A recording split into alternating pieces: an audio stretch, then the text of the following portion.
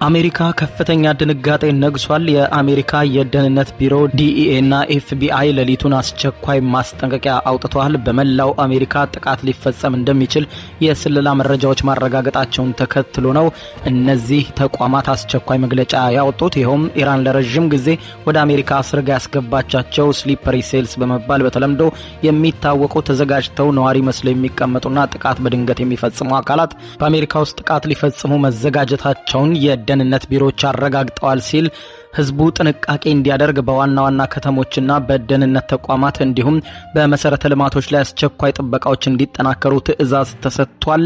ይህንንም ተከትሎ በርከት ያሉ ሰበር መረጃዎች ወጥተዋል። አስደምጣችኋለሁ። በሌላው በኩል እስራኤሉ ጠቅላይ ሚኒስትር ቤንያሚን ኔታንያሁ ለመላው ኢራናውያን አስቸኳይ ሲሉ መልእክታቸውን አጋርተዋል። ለመሆኑ የእስራኤሉ ጠቅላይ ሚኒስትር ለኢራናውያን ያስተላለፉት መልእክት ምንድነው? የኢራን ውጭ ጉዳይ ሚኒስትር አባስ አራግቺ በዛሬው ዕለት ሌሊት እሳቸውን መግለጫ ሰጥተዋል። በኢራን መገናኛ ብዙሃን የተላለፈው መግለጫ ምን የሚል ነው? በዝርዝር የምታደምጡት ይሆናል። በሌላ በኩል ካናዳም ከፍተኛ ድንጋጤ ገብቷታል። ይኸውም በካናዳ የሚገኘው በቶሮንቶ የሚገኘው የአሜሪካ ቆንጽላ ጽሕፈት ቤት ላይ ተኩስ ተከፍቶበታል። በቆንጽላ ጽሕፈት ቤቱ ላይ የተፈጸመውን ጥቃት በሀገር ላይ እንደተከፈተ ጥቃት ተቆጥሮ በመላው ካናዳ የሚገኙ የአሜሪካ የቆንጽላ ጽሕፈት ቤቶችና ኤምባሲዎች አስቸኳይ ጥበቃ እንዲደረግላቸውና በዋና ዋና ቦታዎችም ከፍተኛ ጥበቃ እንዲደረግ አስቸኳይ ማሳሰቢያ ሰጥታለች ካናዳ። ዝርዝር መረጃውን የማስደምጣችሁ ይሆናል። ጦርነቱ መልኩን እየቀያየረ ወደ አደገኛ አቅጣጫ እያመራ ነው። አብረን ዝርዝር መረጃውን እንከታተለው። በቀድሚያም የአሜሪካ የደህንነት ቢሮ አስቸኳይ መግለጫ ለመላው አሜሪካውያን አወጣ። አሜሪካውያን በሀገር ውስጥ ጥንቃቄ እንዲያደርጉ አሳሰበ። የአሜሪካ የዜና አውታሮች ከሰዓታት በፊት እንዳወጡት ዘገባ ከሆነ የዩናይትድ ስቴትስ የፌዴራል የምርመራ ቢሮ ወይም ኤፍቢአይ እና የሀገር ውስጥ ደህንነት ጥበቃ ሚኒስቴር ዲኤችኤስ በመላው አሜሪካ ከፍተኛ የሆነ የጸጥታ ማስጠንቀቂያ ማውጣታቸውን አስታውቋል። ይህ አጣዳፊ ማስጠንቀቂያ የተሰጠው የኢራን መንግስት በዩናይትድ ስቴትስ ግዛት ውስጥ ለረጅም ጊዜ በስውር አሰማርቷቸው የነበሩና በተለምዶ ስሊፐሪ ሴልስ በመባል የሚታወቁ ቡድኖች ጦርነቱን ተከትሎ በአሜሪካ ውስጥ ከፍተኛ ጥቃት ሊፈጽሙ እንደሆነ መደረሱን ገልጿል። አሜሪካም በውጭው ጦርነት ስትጠመድ በውስጥም ከፍተኛ ጥቃት ሊፈጸም በዝግጅት ላይ ነው ያሉት የአሜሪካ የስለላና የደህንነት ቢሮዎች ባወጡት መግለጫ ኤቢሲ ኒውስ እንዳለው የፌዴራል ደህንነት ባለስልጣንን ጠቅሶ እንደዘገበው እነዚህ ስሊፐር ሴል የተሰኙ ኃይሎች ተራና ሰላማዊ ዜጎች መስለው በማህበረሰቡ ውስጥ ተቀላቅለው ይህንን አስቸጋሪ ጊዜ ሲጠብቁ ቆይተዋል ያለ ሲሆን መደበኛ ስራ ያላቸውና ጎረቤቶቻቸውን በማይጠራጠሩበት ሁኔታ ውስጥ የቆዩ ናቸው ብሏል። ነገር ግን ከዋናው አዛዥ አካል ትዕዛዝ ሲደርሳቸው በድንገት አውዳሚ ጥቃቶችን ለመፈጸም ዝግጁ የሆኑ የሰለጠኑ የውጭ ወኪሎች ናቸው ኢራን ለረጅም ጊዜ አዝልቃ ወደ አሜሪካ ያስገባቻቸው ብሏል። የደህንነት ተቋማቱ ይህንን ጥብቅ መረጃ ተከትለው በሀገሪቱ በሚገኙ ቁልፍ የኢኮኖሚና የመሰረተ ልማት አውታሮች፣ በትልልቅ ከተሞች፣ በህዝብ ማመላለሻ ጣቢያዎች፣ በኤሌክትሪክ ኃይል ማመንጫዎች፣ በውሃ ማከፋፈያዎችና በወታደራዊ የጦር ሰፈሮች ዙሪያ ጥበቃቸው ታይቶ በማይታወቅ ደረጃ በከፍተኛ ሁኔታ እንዲጠናከር አስቸኳይ ትዕዛዝ ተሰጥቷል። ይህ መላው አሜሪካውያንን ያስደነገጠው የውስጥ ደህንነት ስጋትና ከፍተኛ የተጠንቀቅ ማሳሰቢያ የወጣው አሜሪካን በመካከለኛው ምስራቅ ከኢራን ጋር እያደረገች ካለው መጠነ ሰፊ ወታደራዊ ግጭት ጋር ተያይዞ ነው ተብሏል። ይህ የኢራን እርምጃ ጦርነቱን ወደ አሜሪካ መሬት ለማምጣት ያቀደችው የሳይበርና የአካል ጥቃት የአጸፋ እርምጃ አካል ሊሆን እንደሚችል የደህንነት ተንታኞች ስጋታቸውን በስፋት እየገለጹ ይገኛል።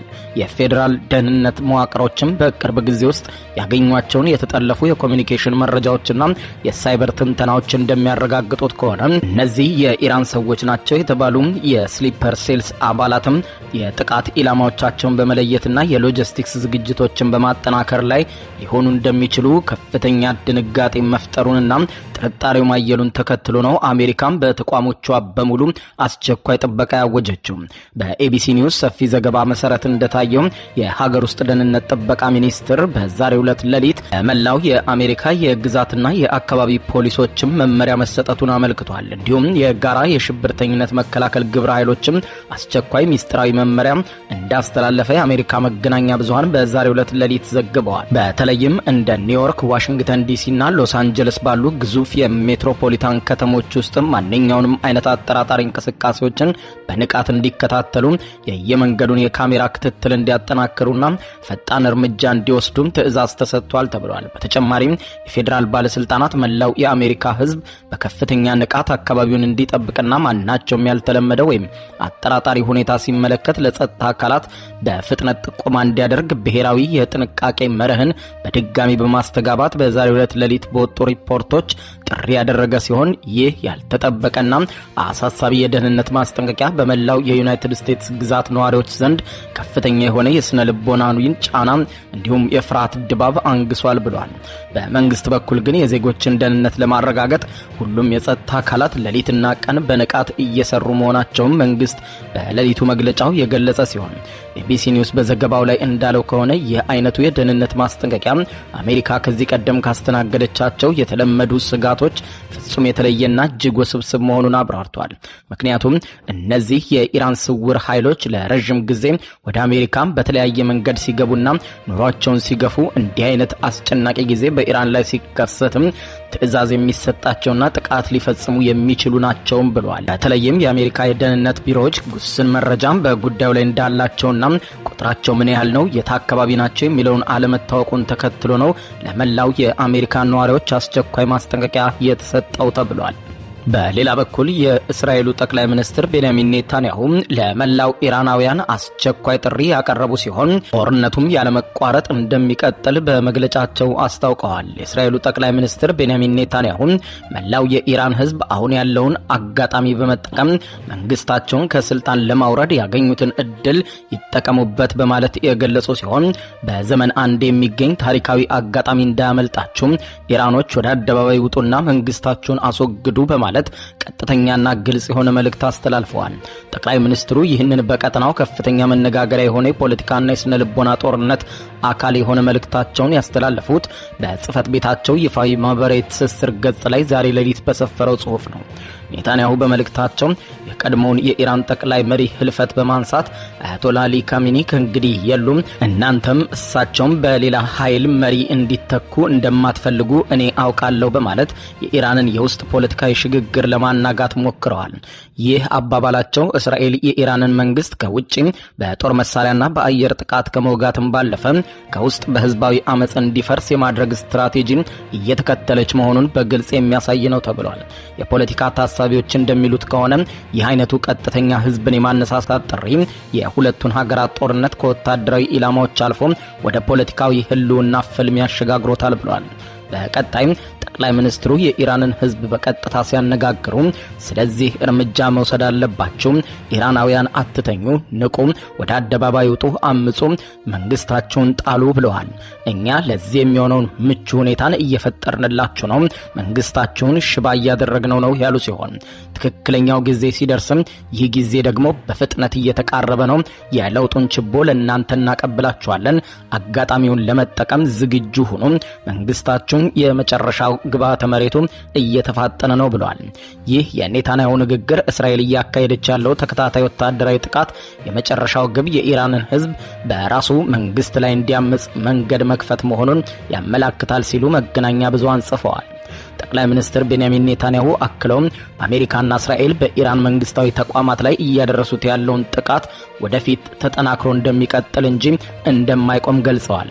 ጠቅላይ ሚኒስትሩ መልእክታቸውን ሲቀጥሉም እስካሁን በጦርነቱ ስፍር ቁጥር የሌላቸው የመንግስት ኢላማዎች መመታታቸውን ገልጸው እስራኤል የኢራንን ህዝብ የቅርብ አጋር መሆኗን ተናግረዋል። አክለውም በቀጣዮቹ ቀናት እጣ ፈንታችሁን በእጃችሁ የምታስገቡበት ምቹ ሁኔታ ተፈጥሮላችኋል፣ ተዘጋጁ፣ በምንላችሁ ጊዜ ወጥታችሁ መንግስታችሁን ታፈርሳላችሁ፣ ያኔ በሰላም እንኖራለን ብለዋል ኔታንያሁ። ይህ የእስራኤል የፖለቲካና ወታደራዊ ማስፈራሪያ እየተሰማ ባለበት በአሁኑ ወቅትም በኢራን በኩል እየወጡ ያሉ መረጃዎች ግን የጦርነቱን እጅግ አሰቃቂ ሰብአዊና ቁሳዊ ውድመት የሚገልጹ ሲሆን ሲሆኑ የእስራኤል መሪዎች ጥቃቱ ያነጣጠረው በመንግስት ኢላማዎች ላይ ነው ቢሉም የኢራን ምክትል የጤና ሚኒስትር አሊ ጃፋሪያን ለአልጀዚራ ምሽቱን እንደገለጹት አሜሪካና እስራኤል በኢራን ላይ በከፈቱት ጥቃት እስካሁን ቢያንስ ከ1255 ሰዎች ሲገደሉ 12000 የሚጠጉ ሰዎች ደግሞ የአካል ጉዳት ደርሶባቸዋል ብለዋል።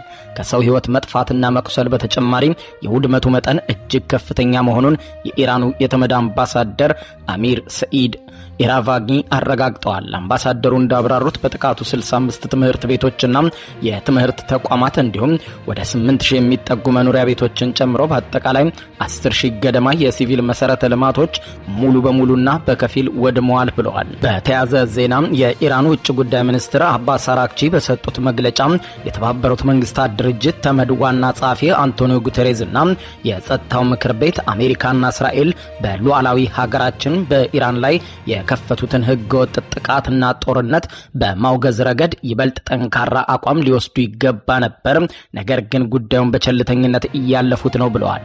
ታስኒም የተሰኘው የዜና ወኪል እንዳስነበበው አራግቺ ከዋና ጸሐፊው ጋር ባደረጉት የስልክ ውይይት የተባበሩት መንግስታት ድርጅት ዓለም አቀፍ ሰላምና ደህንነትን በማስጠበቅ ረገድ ያለውን ቁልፍ ኃላፊነት ማስታወስ ያስፈልጋል በማለት ገልጸው ሚኒስትሩ በውይይታቸው የኢራን መንግስትና ህዝብ ዋና ጸሐፊውም ሆኑ የተመድ የጸጥታው ምክር ቤት ይህንን ጥቃት በግልጽ በማውገዝ ይበልጥ ጠንካራና ኃላፊነት የሚሰማው አቋም እንዲወስዱ በጽኑ እጠብቃለሁ በማለት የዲፕሎማሲያዊ ጫናውን እንዲጠናከር አድርገዋል።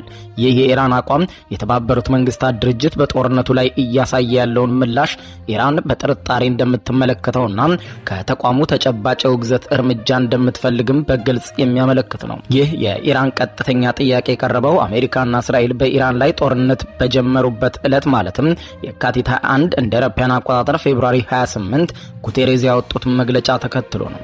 በዋና ጸሐፊው የተመድ ቻርተርን አንቀጽ 2 ዋቢ በማድረግ ሁሉም አባል ሀገራት በዓለም አቀፍ ግንኙነት በማንኛውም ሀገር የግዛት አንድነት ወይም የፖለቲካ ነጻነትን የኃይል እርምጃ ከመውሰድ ወይም የኃይል ዛቻ ከማሰማት ሙሉ በሙሉ ሊቆጠቡ እንደሚገባ በጸጥታው ምክር ቤት ማስታወሳቸው ይታወሳል። ይሁን እንጂ ኢራን ይህ አይነቱ አጠቃላይ ማሳሰቢያ ብቻውን በቂ አይደለም በሚል ጠንካራ አቋም ያዘች ሲሆን አራግቺ በዛሬው ሌሊት በሰጡት መግለጫ እንዲህ አይነት አቁሙ የሚል ነገር ይበቃል፣ በቀጥታ ስም ጠርታችሁ ግዛት የደፈሩትንና እንዲሁም ከፍተኛ ጥቃት እያደረሱ ያሉትን አሜሪካና እስራኤልን አቁሙ በሏቸው ብለዋል። በሌላ በኩል በመካከለኛው ምስራቅ ያለው የጦርነት ውጥረት መልኩን እየቀየረ ወደ ባህር ላይ ፍልሚያ መሸጋገሩም ተዘግቧል። የአሜሪካ ማዕከላዊ እዝ ወይም ሴንትኮም ባወጣው መግለጫ እንዳለው ከሆነ በሆርሙዝ የባህር ወሽመጥ አቅራቢያ የሚገኙ 16 የኢራን ፈንጂ ጣይ መርከቦችን ጨምሮ በርካታ የባህር ላይ ኢላማዎችን በማነጣጠር በወሰድነው እርምጃ ሙሉ በሙሉ አውድመናቸዋል ሲል ገልጿል።